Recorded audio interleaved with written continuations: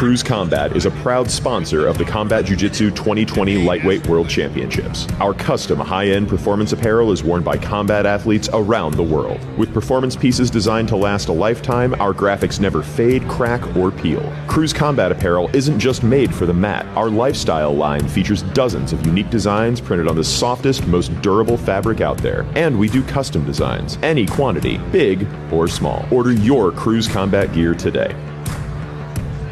Zach Maslany now making his way to the stage. Maslany in the black and white. Expect fireworks, ladies and gentlemen. Yeah. It's Zach from 10th Planet Bethlehem. 10th Planet Bethlehem. Veritable dream team of killers. Him and JM Yes, sir. holding down the fort at 10th Planet Bethlehem. Great technique. He's a beast. He's a savage. excellent coaches, I have to say. Great guys, JM and Zach. That's a beautiful. Great guys, JM and Zach. Veritable dream team of killers. He's a beast. He's a savage. It's Zach from 10th Planet Bethlehem. 10th Planet Bethlehem. That's 10th Planet Bethlehem. It's a bit. Great technique. It's 10th Planet Bethlehem. DMX and My Dog's Bite. And just want to start off with a moment of silence for DMX. R.I.P. DMX. We just heard over the news. Mike just unloaded a bombshell on me and let me know that DMX passed away.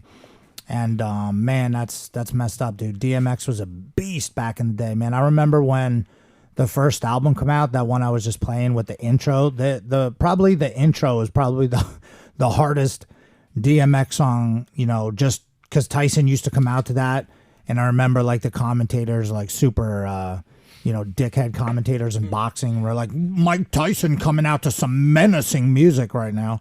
And it was, though, DMX, like back in the day too, when I first started fighting, like 2000, 2001, it was either Eminem, Go to Sleep, you know that one, go to sleep, bitch, die, time's up, bitch, close your eyes, go to sleep. That everyone came out to that. Everybody. And it was so annoying. Like if someone came out to that, I hope they got KO'd back in the day. And then also the other one was DMX. That was a good one. Ludacris.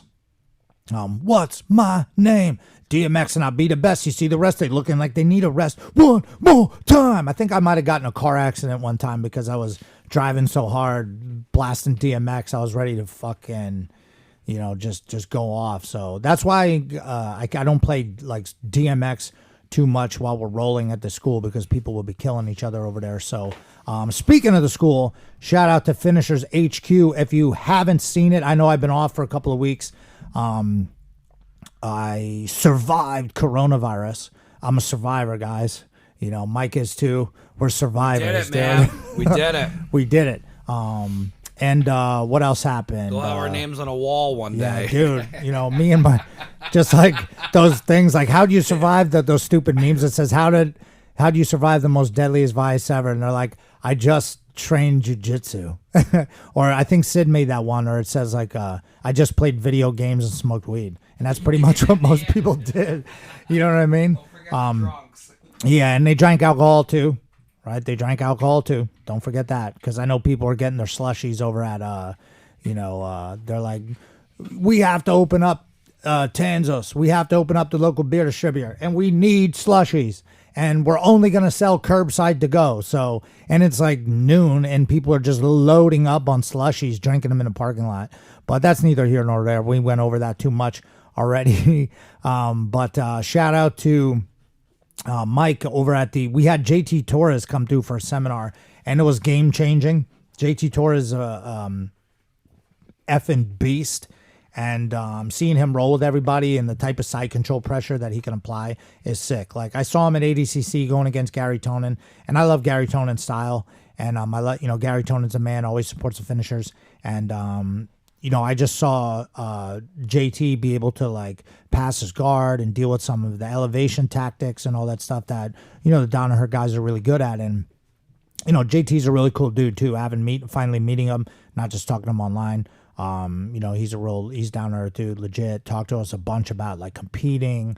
Did a Q&A where people were just asking really good questions and he was just dropping knowledge. Then he rolled with everybody. So then he even rolled with Grace, JM, the whole squad, put up a whole thing on Instagram about how, he came down to the school and everything. So that was awesome. And Mike was doing, he was making smash burgers outside, which was awesome. We're going to have those back there Sunday. This probably won't come out till next week, right? Yeah. Yeah, I drop it Monday morning. Yeah. So this weekend, we have a whole weekend planned, which is really awesome. We got, tonight, I'm teaching tonight, and then I'm coming home, and then tomorrow, I got some more random running around and stuff I'm doing. And then tomorrow, I teach, I got a private lesson at 10 a.m. I'll just let you know what's going on in the life of Big Uncle Zach Maslany, Uncle Zach's podcast or whatever. We should make that like me as an old man and just call it Uncle Zach's podcast. But Saturday morning, got a private lesson at 10 a.m. on lockdown electric chairs and stuff. I'm going to be teaching that. And then 11, I'm going to teach the first half of class. Probably just cover more stuff from the JT Torres seminar.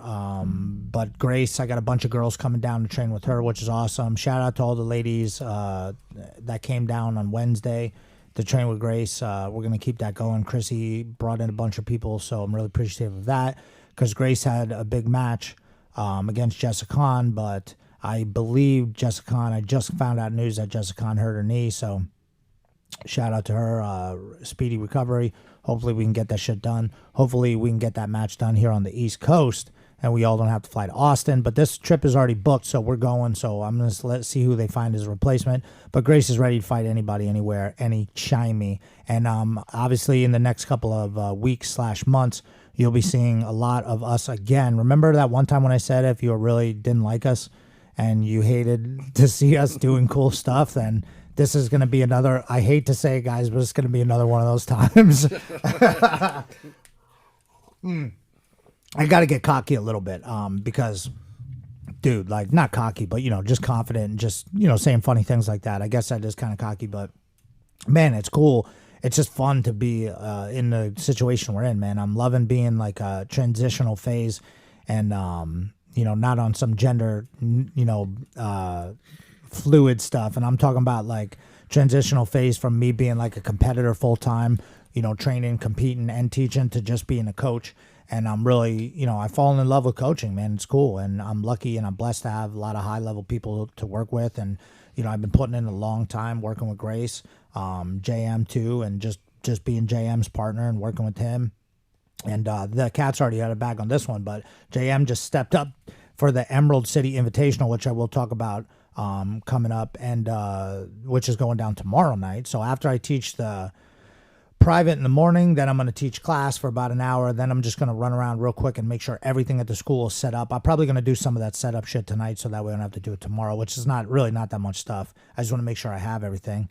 And then, because I'm telling you guys, business tip of the week is just being prepared. Like, if you got to stay up later or stay later or whatever, just be prepared. Because if you go, fuck it, I'll just do it in the morning, it's not going to work out.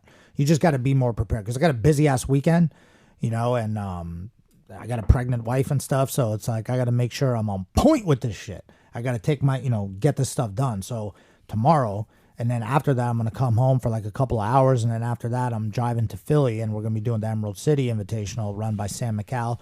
Shout out to him. I'm really pumped. I've been pumping this tournament for a while. JM just jumped into 170 division. And he's crazy, but also awesome because, oh, dude, I looked up at the thing. I didn't even realize I was wearing my Pro Pen hat backwards. Plug.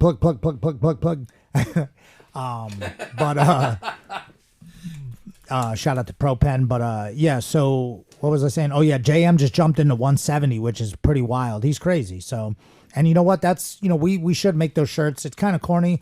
It says Bethlehem. They wanted to make a shirt that says Bethlehem says yes. Because we usually just say yes when people call us up and it's like, oh shit, who's going to take this match against Joao Miao? No one else wants it. Boom. Who's going to jump up to fight Yuri Samoz and Kevin Casey? Boom. Who's going to jump up, to fight Combat Jiu-Jitsu last minute? Boom. Who's going to, jump up to do the first ever Combat Jiu-Jitsu match? Who's going to jump in and, fly to California on a day's notice? And, we've been doing this shit forever, so it's nothing new, man. Thor, me, JM, Grace, we're always fighting people. Grace going to Quintet, fighting up interweight and everything. Like, We've been doing this for 19 years. Who you got in your ear? That's Dr. Dre.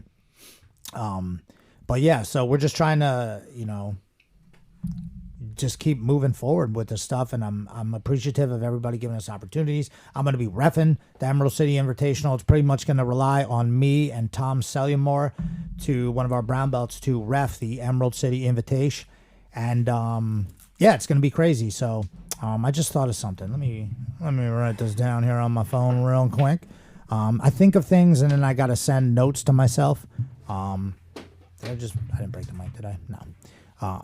And then if I don't send myself a note, I'll never do it. You know what I mean? I just won't do it. So, anyways, the Emerald City's got a lot of high-level guys in it, a bunch of finishers, veterans. Andrew Solano, who won the 170. Who else is in it? PJ Barch, Alan Sanchez, both finishers champions. Nick Ronan, a lot of guys who have done the finishers before, and just a lot of dudes who are on the scene. They don't just do the finishers; they do all the tournaments, and they're constantly trying to. A lot of the guys have won tournaments back in the day, whatever. They're just trying to put on, and if they can get through one whole division, man, that's a huge blow up when you win that division. So it's going to be a hard fought division with all those guys in it. Now JM is in it, Bobby Emmons. You got Ricky Pena from Berks County. He's training with Thor a bunch. There's too many guys to mention. You got Frank Rosenthal versus Luis Quiones. That's going to be a huge match. Eddie Bravo's coming out, so he'll be there. He texted us yesterday, was like, yo, I'm coming down to Emerald City. I'm like, oh shit. And then Sunday, starting at 11, we have the Finishers Open, which has about 50 competitors, which is pretty dope. And then we'll see tonight if I send out another email and be like, yo, for those of you guys, and then there'll be a couple people who got to pull out, and a couple guys who like, oh man, I got, whatever, I'm sick, I got sinus infection. Oh, and it's really coronavirus, but I think it's sinus infection, and I'm just spreading it to everybody.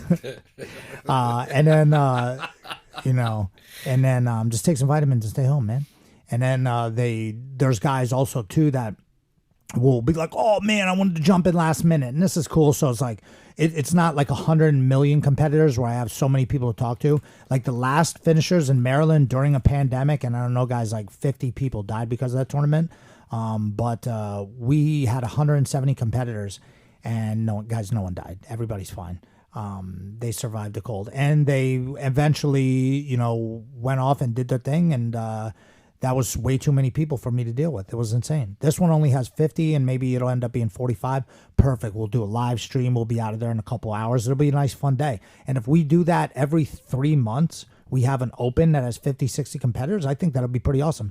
And once people see how cool it is with the live stream and all the stuff set up, I think people are going to be really pumped. They're going to be like, oh, this is sick, dude. Like, why wouldn't you want to compete? Back in the day, you would kill to be on the live stream, let alone a free live stream, because the Emerald City's cool, and Combat Jiu-Jitsu and all this stuff. All these tournaments are cool, but they're always behind some type of paywall. And I like Flow Grappling. Like, I have Flow Grappling, I have Flow Wrestling. I watch all that shit.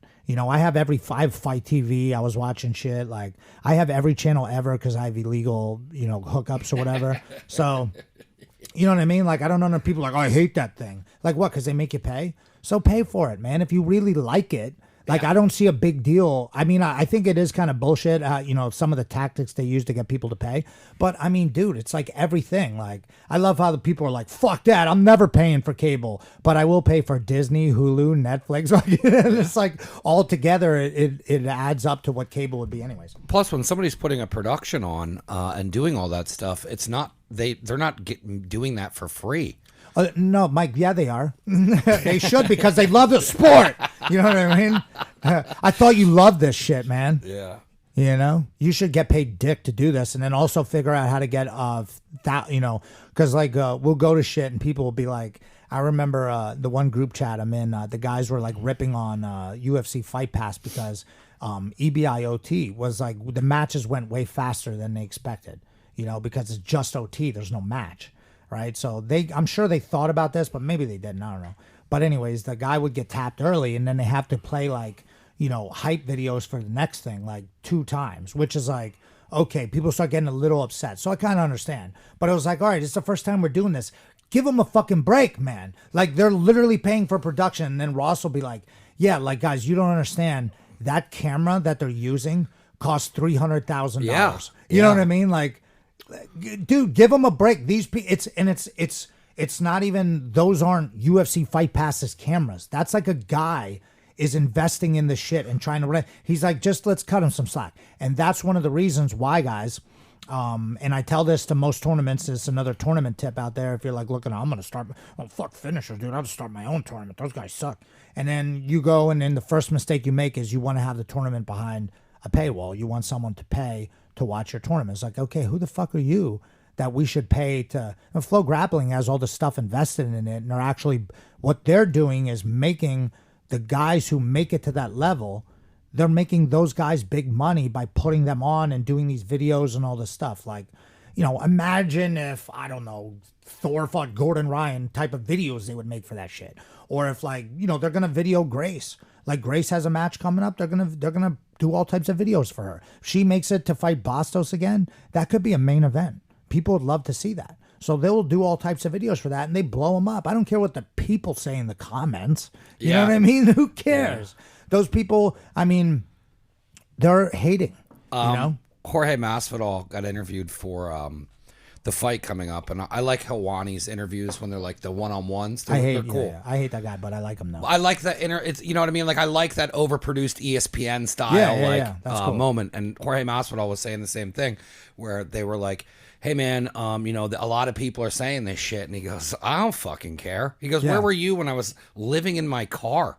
Yeah, because exactly. none of you, like, it's online, it's fake. A lot of people well, that's multiple times guys have said, like, you know, come up to like Joe Rogan had that one guy, my buddy Bill is like you know, he's like a very he's a really smart dude, and he's a teacher, he still is a teacher, and he left one job, and he does the whole thing online where he interviews people on like hard topics, like, but in the education industry, and like, you know, on all the stuff that's going on in the world that people don't want to talk about, you know, and he gets a lot of shit for it. And he likes that guy, Eric or whatever, Weinstein or whatever, Weinstein or whatever his name is. So I was like bored. I was listening to that one a little bit just to hear, because he likes that guy. And, you know, Joe gives him shit on some stuff. You know, Joe Rogan's weird. Sometimes he gets in moods. I feel like he'll just give dude shit on everything they say. Dan Aykroyd episode was the first time I saw it. Yeah, I didn't even listen to that one, but I heard this one, and like sometimes he just pushes back too hard, you know, I feel, on people. But like, because he's not, like, he just gets so frustrated. So I don't know what he had to deal with this guy is. But anyways, he was saying, like, you know, the guys, people will come up to this guy. I forget whether Joe or Eric or whatever that guy, is it Eric or Brett? Eric Weinstein. I think it's Eric. But the guy would come up to him and say, like, oh, hey, man, I'm a big fan. Like, I always interact with you online. And, you know, the guy's always interacting with him online negatively and he's like, I always give you shit online, man. I love you, bro. Like, you're the man. Like, and he's like, why are you giving me shit online? Because you're a fan of mine. For some reason, you feel like giving me shit.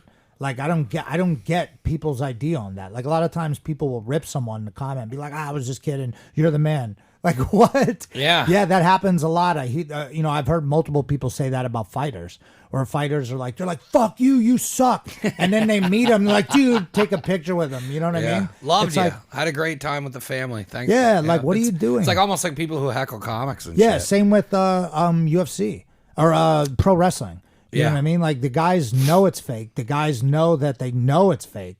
They know that they know it's fake. And they still are like, you're a piece of shit. And he's like, what, dude? Like, but then when they take it too far, the wrestler's like, looks at him like, dude, you know this is fake, and yet you still attack me. Yeah. I should punch you in the face. And then when I went to a bunch of ECWs, guys did punch him in the face. Yeah, you know ECW what I mean? didn't fuck around. Sabu, I was at one at Ag Hall over here, Allentown Agricultural so awesome Hall. That you got to go. Yeah, and he just, dude, why didn't we have a tournament at Ag Hall? We could have a big tournament over there, right? Yeah. What are we, idiots, dude? We never thought of Ag Hall. That'd be fun. I'll speak for myself. I'm an idiot, dude. I'll have to think about that, because they'd have it over there all the time. And they had they had the one, so Sabu and Taz were like fighting in the crowd, and someone like pushed Sabu's back of the head or something like that, and he just hauled off and punched the guy in the face, like in the crowd. And then I remember one time we got there super early because it was just whatever seats. Like you know, they weren't like putting out numbers or like rows. It was just whoever first come first serve. And I was like maybe 14, and we just got there super early, or 15 or something like that. We got there insanely early, and we were outside, and there was people brought weapons. They brought a trash can full of weapons. Yeah. And my boy Steve, he went to one before, and he was telling me about how the one dude was there last time, and one of the wrestlers took his head and smashed it off the.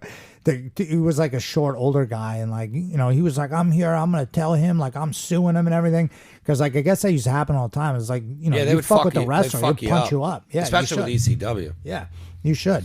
I know New Jack. If you watch the Inside the Ring or Dark Side of the Ring, New Jack like literally just took out knives and stabbed people in the ring and shit.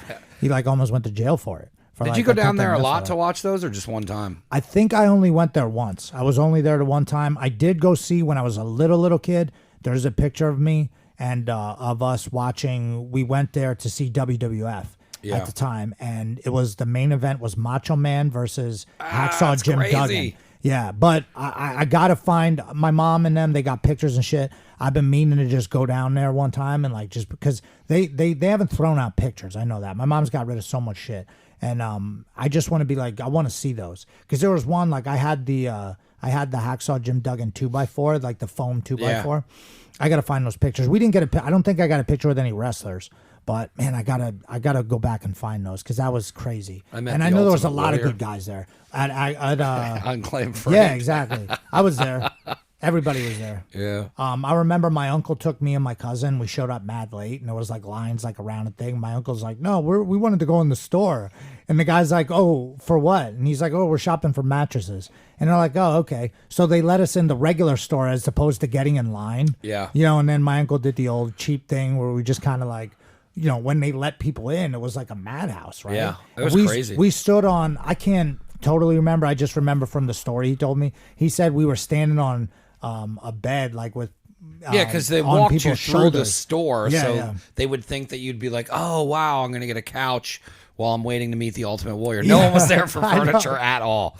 At all. know, We dude, waited come for on, that makes 4 no hours. sense. I think it was 3 or 4 hours outside because when we got there, it was the line was all the way out. Oh, yeah. How much you think they paid him to be there, dude? I don't know. I know it wasn't him. It was one of the other 19 Ultimate Warriors. Was it? It wasn't the real one? It probably. I don't know. They used to. They remember when they used to just replace wrestlers though. So there was like that weird. They said, I looked that up one time, and they said that's not true. They never replaced the Ultimate Warrior. Yeah, I don't know. I thought they did. They definitely did. That might be one of those. What are those things? What do they call those? When they're, it's like is it the Bernstein Bears or is it the Bernstein Bears? I'm like, what? I'm gonna Bernstein? get into that Warrior stuff. There's definitely a documentary on YouTube. Oh Somebody did yeah. about that. I've been looking through because A&E is producing like 8 documentaries on wrestling, and one of them is going to be on Stone Cold's the first one. Yeah. So and then we got to see from there, man. There's one promo that I want to play that's so good. There's one where he's talking about just going down. He's like, nah, damn near whipped his ass. Like it's a good one. There's a few really good rock ones, you know. He's like, you look like that big piece of garbage that used to, you know what I mean? It's so corny, Yeah. but it's good. So I wanna pull up that one Stone Cold one. That one's so good. But yeah, I'm excited for that. That's gonna be dope. What else is going on? Yeah, dude, man, thank you to everybody that's been helping, putting in work at Finishers HQ, setting shit up.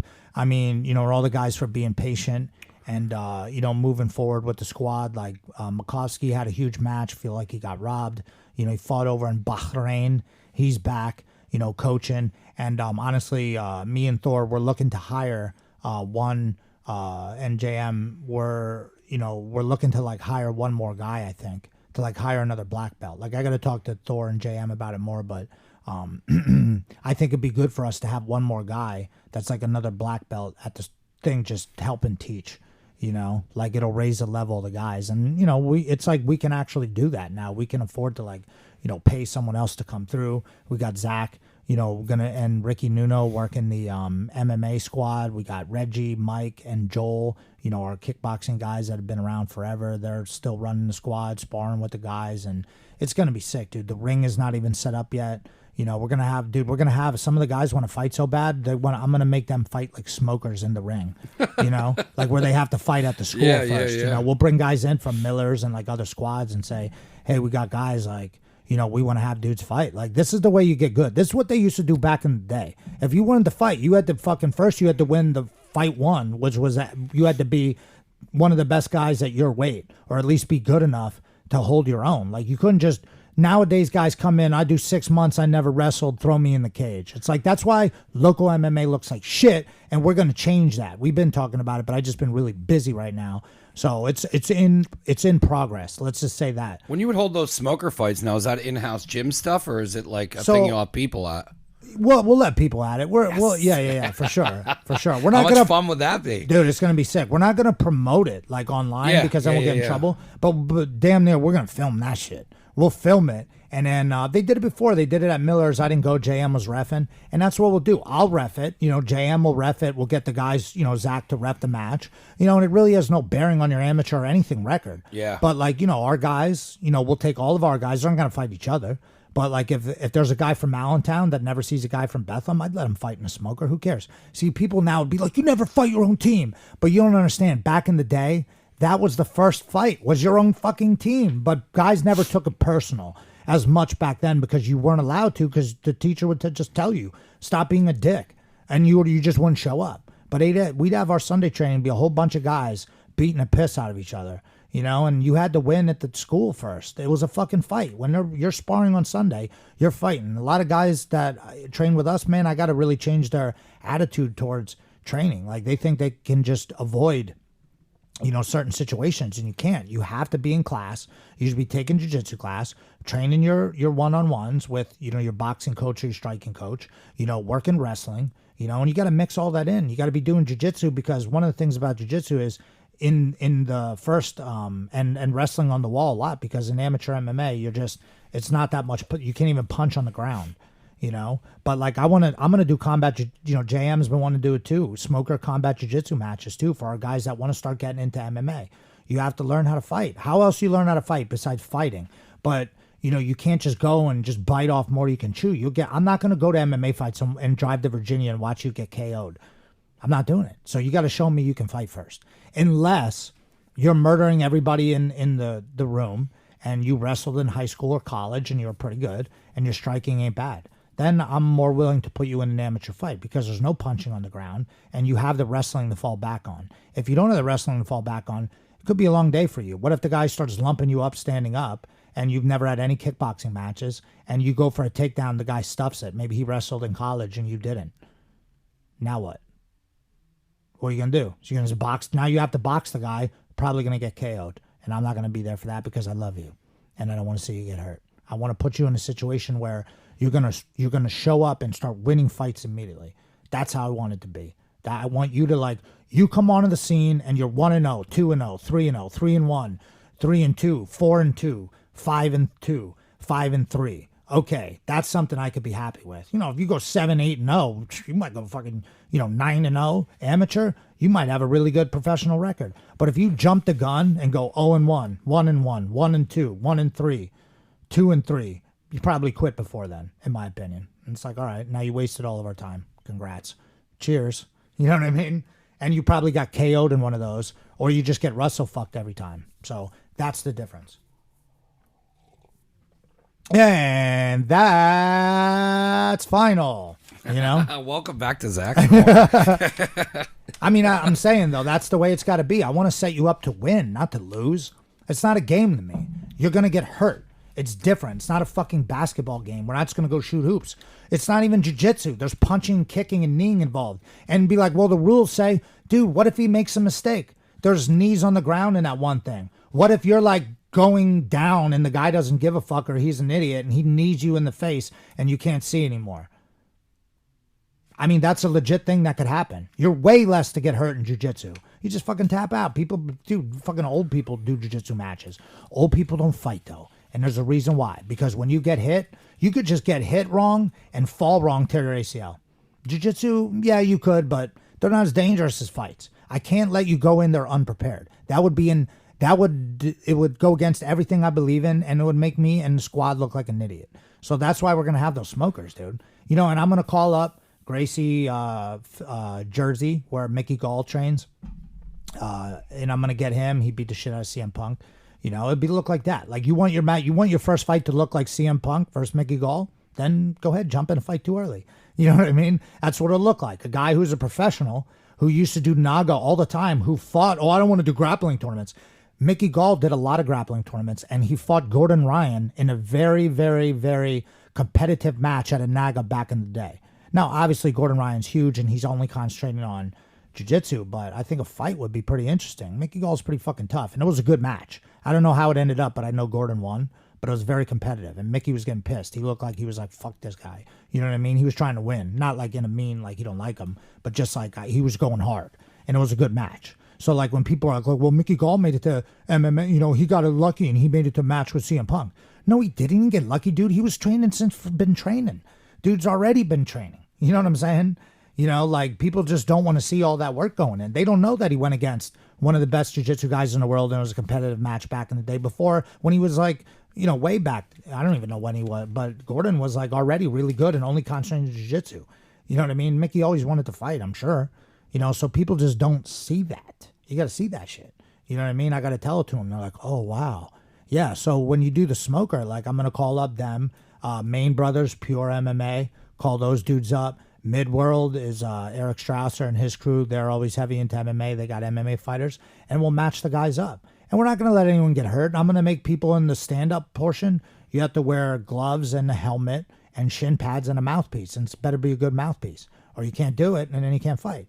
You know, and we bring you to the thing, and we weigh you in the morning. Like, you kind of get, like, the feel of what, like, a fight is. You weigh in the morning, you know, and the night before, you get all that jitters, and then you go in the ring, and you got 3 2-minute rounds, you know, and you fight. And it's just stand-up. Dude, we used to do that back in the day all the fucking time, dude. And before we used to do fights, we would show up a week before. Like, this isn't good nowadays. I would never do this, but we would show up a week before the fight on a Saturday night. Let's say the fight was a Saturday evening. We would show up on a Saturday night. Forget going out for weeks, you know? We trained Friday night and Sunday morning. That was on purpose. They make you train Friday night, so by the time you get done, you don't feel, and it's at like, you know, 8:30 at night, 8 o'clock at night. You train till 10. By the time you get home and showered, you ain't going out. You're tired as shit. You want to eat, go to sleep. And then you wake up Saturday morning. You know, a lot of times you do something light, whatever. And then the next training was Sunday morning at 9 a.m. Purposeful, so you couldn't go out Saturday night. Well, you could, but then you would just get wrecked in sparring. People would be like landing shins to your dome because you're tired and throwing up in the back. So, like, they didn't care. And it's not like, well, my schedule is, dude, fuck your schedule. You're trying to fight, right? Your schedule is what the coach and what the squad tells you. That's what you got to get in your brain, because you're training with professionals. That's all you got to know. But we used to show up the week before, and we would put the gloves on. And like, I did this for one kickboxing fight, trained my fucking ass off for it. I show up Saturday night before. If it was Saturday night at 9, the fight was, we show up the Saturday previous, 9 p.m., me, JM, Mike Ortiz, Johnny Krishnavi, and Joel. Right? Mike and Joel are our kickboxing instructors right now. This got to be like 8 years ago now, maybe. And we would show up, go into Tiger Schulman's at night. We'd set up the body pads in a ring, like whatever size ring was. And I would I'd warm up. You know, I'd hit a couple mitts with JM, and then I'd go out there and fight Joel for 3 minutes first. You know what I mean? I'd box him for 3 minutes, and he'd come at me with everything he's got, and he'd kick my leg hard, and I'd grab it and blast him in the face. And then after that 3 minutes, I'd go to the round. JM, you know, give me some water, I'd take my mouthpiece out, I'd breathe, and then round 2, I fight Mike. You know what I mean? Now Mike comes in fresh, and he's fucking throwing hard, and I'm just trying to like stick and move, knowing I have another round against JM in the 3rd round. You know what I mean? And that's what we used to do. So like, dude, there's no ego, because it doesn't matter. You can't have an ego because you can't beat everybody. It's set up so that way you lose in that situation. You know what I mean? Like, but you know, if you did the work the whole time, you know, you recover faster and you're really in shape. So like, you know, yeah, JM was lumping me up in the last round, but I was just staying alive, and you know, you get all that jitters out. So the week before, you know, you just did that, like, and you go in Saturday night. In my mind, I would be like, well, I just survived fighting 3 fresh dudes that I've been sparring with this whole time, and we kicked the shit out of, and I still hung in there. This guy ain't going to be like that. He's going to be just as tired as me. Actually, he's going to be way more tired than me. I put in work, and then the guy I fought came out with a rash guard for a kickboxing fight. And I was like, I won. I was like, I'm going to win this. Sorry, buddy. This is going to be a rough night for you, chap. You know what I mean? Because in kickboxing, you always take your shirt off. There are a lot of guys like David Weintraub and, what's his name? He-Man from fucking Pat or no, what's his name? He got choked unconscious at the finishers. Rob. Yeah. Rob Best. Yeah, he's a beast. He takes his shirt off. But I don't, I'm in shape, but I don't look like that, so I don't take my shirt off. I like to keep a rash guard on. Plus, I like the friction a little bit. It's too slippery when we both have our shirts off. Now, if I was at ADCC and I looked like Thor, I'd probably take my shirt off for the absolute fuck it. I probably wouldn't wear a short. Yeah. Shirt. Yeah, exactly. Some guys, it's just... Ever. Yeah. Some guys, it's Grocery just... shopping. But, and you go at the mall, church, if you don't have to. But if you go into a kickboxing fight and you keep your shirt on, it's not a good look, dude. You got fighting, like stand up, you have to have your shirt off. It's just a thing. You're not going to wear a shirt like that. Like boxing, could you imagine a guy in boxing? I mean, they make you in Olympics wear a tank top. Like when I fought in the Golden Gloves, you had to wear like a Under Armour tank top. Is there a reason for that? I just think they put your name on it and number. Yeah. So, I don't know why they did it in in the Golden Gloves, you have to put your number on the front or whatever. So that way, because they just see fight after fight after fight after fight, and that's how they're judging you. But you wear a helmet. Like, that's what I'm saying. Like, the guys, like, nobody wants to spar at the school with a helmet. Everybody's fucking Sugar Ray Leonard over here. And I'm just like, dude, if you go into the Golden Gloves, I want to tell guys, like, you're amateur, right? Because you're not a pro. You're an amateur. How many fights do you have? 0 and everything? Okay. You're an amateur. So guess what? Amateurs, they wear fucking helmets. Even pros, they wear helmets. We've talked about helmets before. But look, Zach Mikovsky's here. They're going to listen to him because, I know they will. Once he gets in the groove, working with the guys, he's going to start suggesting things, obviously, that I would suggest too. Same thing, and he's on the same page, and he'll explain to them. And then, look, we'll do the smoker combat jiu-jitsu matches too for guys who want to get ready for combat jiu-jitsu for fun, or just people who want to get ready for MMA. I think it's great because you're learning how to strike, and and they did these back in the day, and whatchamacallit, 45 minutes. Yeah, we're what's that? 36. Oh, nice. Yeah. They used to do this back in the day, and Ray Longo, Sarah Longo. They're both Matt Sarah, Ray Longo, Coach Chris Weidman. Ray Longo's the guy that Hanato would always be like. I wonder if the reason why Anderson Silva's shin broke is because Ray Longo was rolling out Chris Weidman's shin with the pizza roller. He always makes something. He's like, yo, there's a cannoli behind your ear. Shit like that. Cause he's like, he used to be, dude, Ray Longo was a beast back in the day. And so they used to have fights at Team Sarah at their old gym, and they had a ring there. And that's where I have a video of me KOing the guy that I post up like once a year. Me KOing the guy with the helmet on. It's in looks like it's in like a warehouse. And those were not sanctioned fights. They just paid the ref on the side. I know this for a fact. They paid the ref on the side and they let those guys just come in and fight. I'm pretty sure. I don't think they counted against any record, but must have been underground. It was definitely. I know the fire department showed up one time, and that's so crazy. Yeah, and they let people, dude. Like one of the fights, my boy Jim Garzilla, one of the fights he had was exactly what combat jiu-jitsu is now, but from stand up there was I think you could strike standing up with open palm heels. You know what I mean? You could just like Pancrase back in the day, like with the Boss Rutan versus Ken Shamrock. You ever see those? Yeah. Where they're wearing the high boots and he's doing the kick and he's fucking slapping people. That's one of the combat jiu-jitsu. That's what's cool about it. I think we're gonna have those all day. I think we're gonna have like a bunch of those, and then just we'll just keep it on the DL and just let the schools come and just random people who want to see it. Because really I want to make it like I don't want to have too many people there to where obviously word gets out and we end up getting in trouble and I lose a license I don't even have yet to ever do professional MMA, because I really think that now that we're gaining traction and once we get totally set up here, I don't think there's any reason why we don't have the local MMA fights.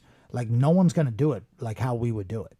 Ross got all these cameras, we got mics and shit. We could be doing podcasts about it. We could, have a whole setup. And like, even if Ag Hall let us put up a cage and, we don't need all the bells and whistles right away. That's where people go wrong, I think. And not to give everything away here, but I think where people go wrong with the MMA shows is they try to get all the things that don't really matter. Like they try to get like a, and you could do this stuff too if someone has it or you got the scratch, but if not, it's like they try to get like a walkway, like a catwalk. No one gives a shit about that. They try to get like a thing where it's got over top and it's got lights and they walk out of. I mean, it's cool, but also no one gives a shit about that. You know what I mean? Like in the long run, you don't ever know about that crap. What you know about is how cool the fight was, how the fight is recorded and can be reused. That's what blows up your event. Not hiding it from people behind a paywall when you first start because no one knows about it. Unless you have a really big company behind you, like Emerald City is working with Flow Grappling. If you don't have that, you got to let people see that shit. You got to invest more in the quality of the actual show.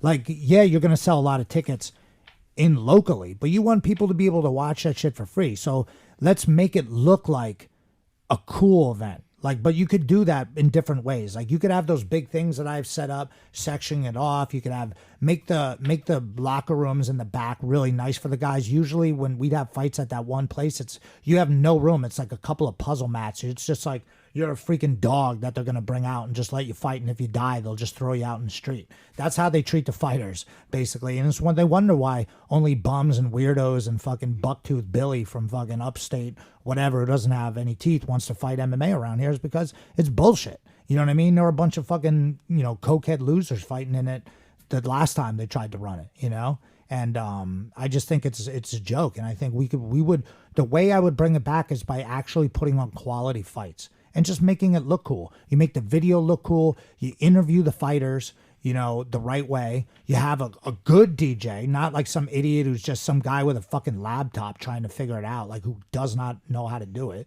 You hired like your cousin. Like, yeah, we'll cheap out on that, but we'll get the smoke machine. I'm like, dude.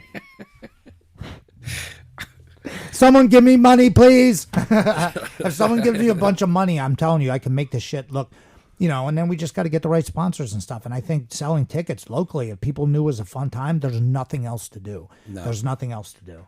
So, so with smokers, but then, yeah, for sure, 100%, I'm going to get to work on that, but right now I'm really working on the school. Shout out to Andrew Jones, Jimbo.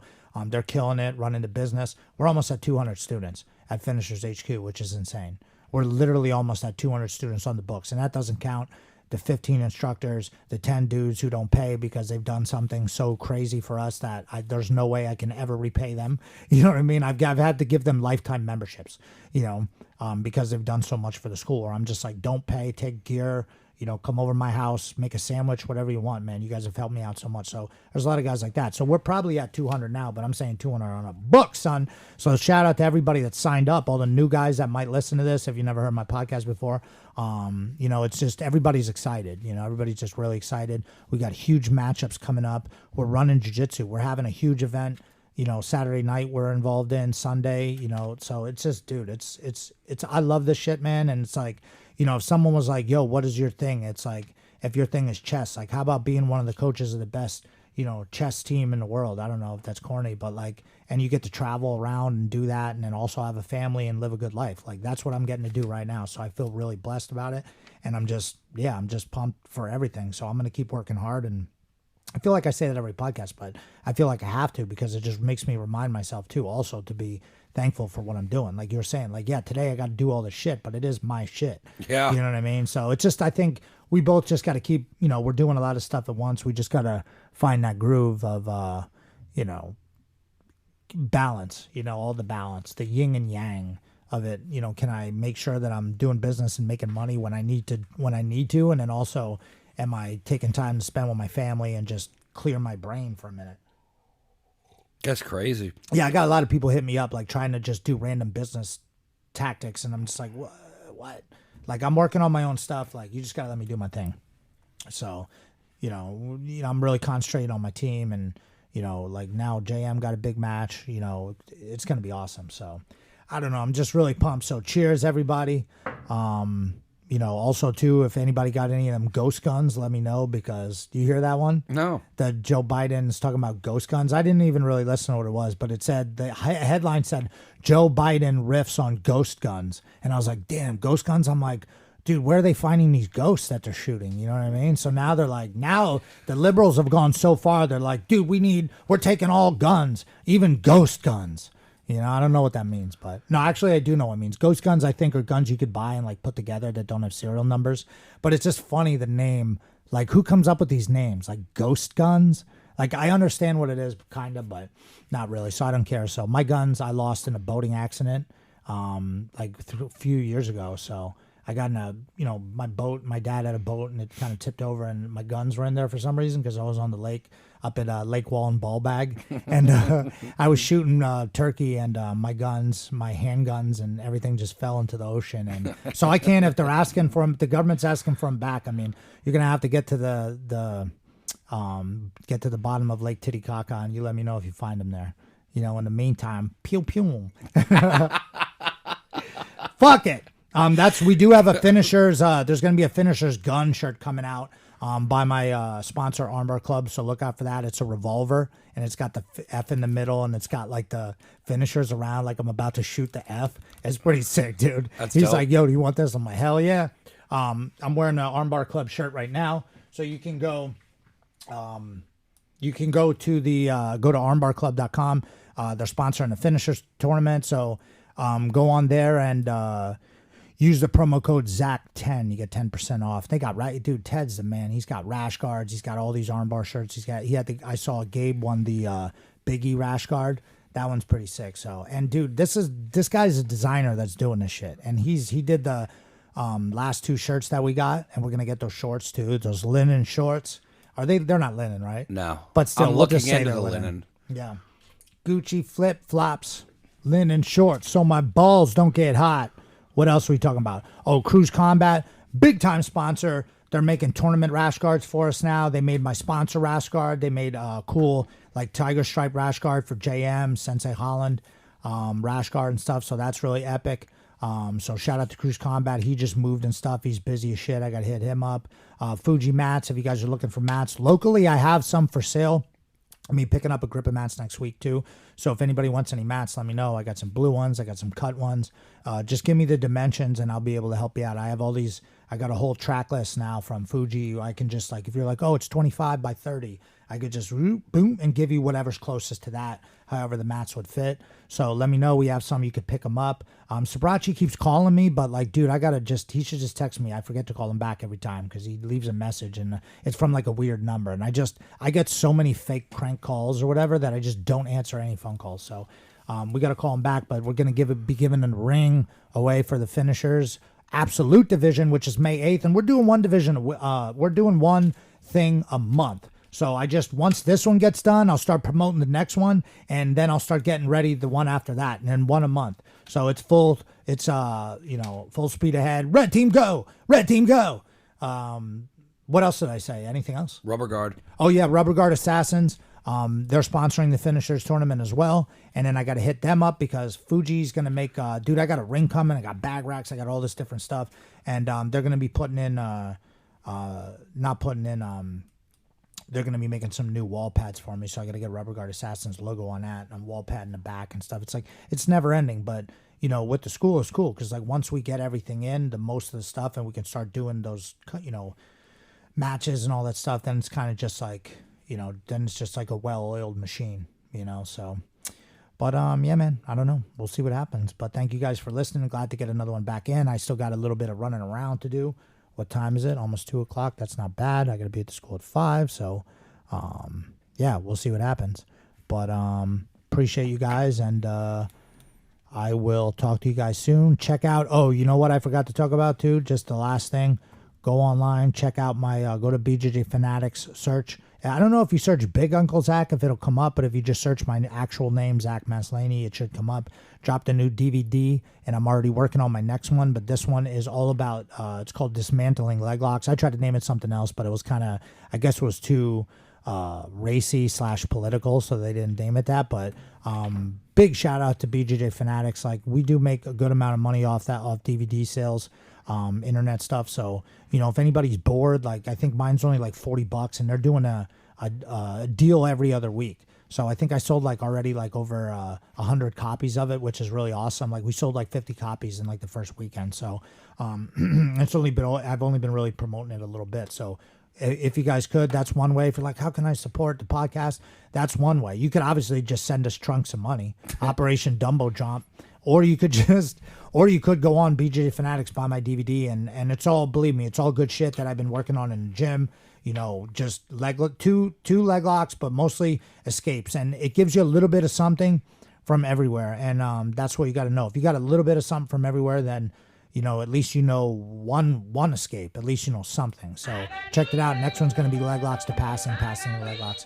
Or passing and leg locks.